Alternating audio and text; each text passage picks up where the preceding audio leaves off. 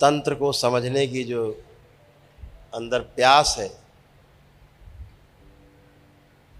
वो अनायास नहीं है,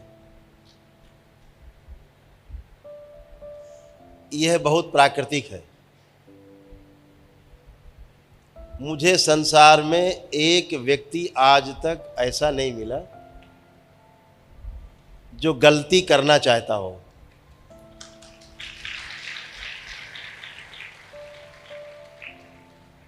वह बात अलग है कि गलत को ही सही मान के कर रहा हो, वो अलग विषय है, लेकिन गलती कोई नहीं करना चाहता।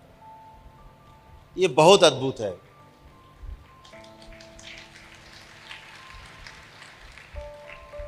ये मनुष्य का स्वभाव है जिसको लेके पैदा होता है।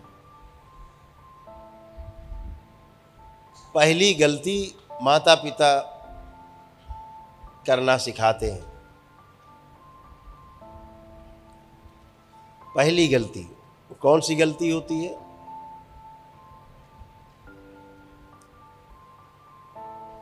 बाहर रामलाल आए, घंटी बजाई,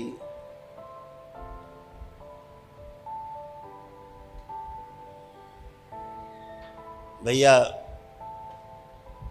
2-3 बार घंटी बजाई, अंदर से देख लिया उन्होंने कि यार वो तो रामलाल आया, अब रामलाल से मिलना नहीं है।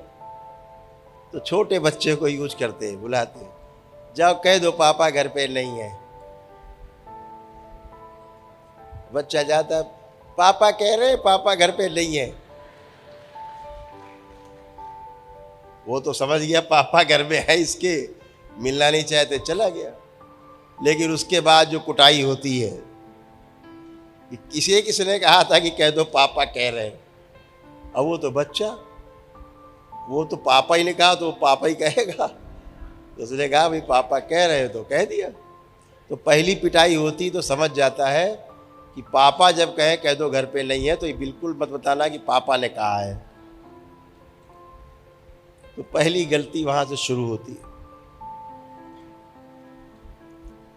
धीरे धीरे धीरे धीरे बच्चा आपके जाल में फंस जाता है। आपको लगता ही नहीं कि कोई आदमी आपसे इतनी दूर से मिलने आया है और आप उससे कह दो घर पे नहीं है।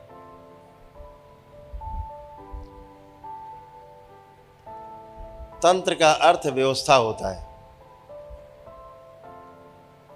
व्यवस्था में हर व्यक्ति जीना चाहता है। व्यवस्था में कोई अवरोध नहीं चाहता।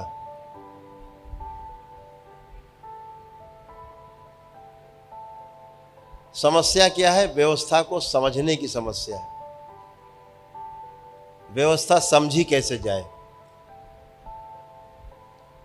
तो व्यवस्था कोई कागज पे नहीं लिखी होती जिसे पढ़ लिया, सुन लिया, रट लिया और आप व्यवस्था में जीने लगे।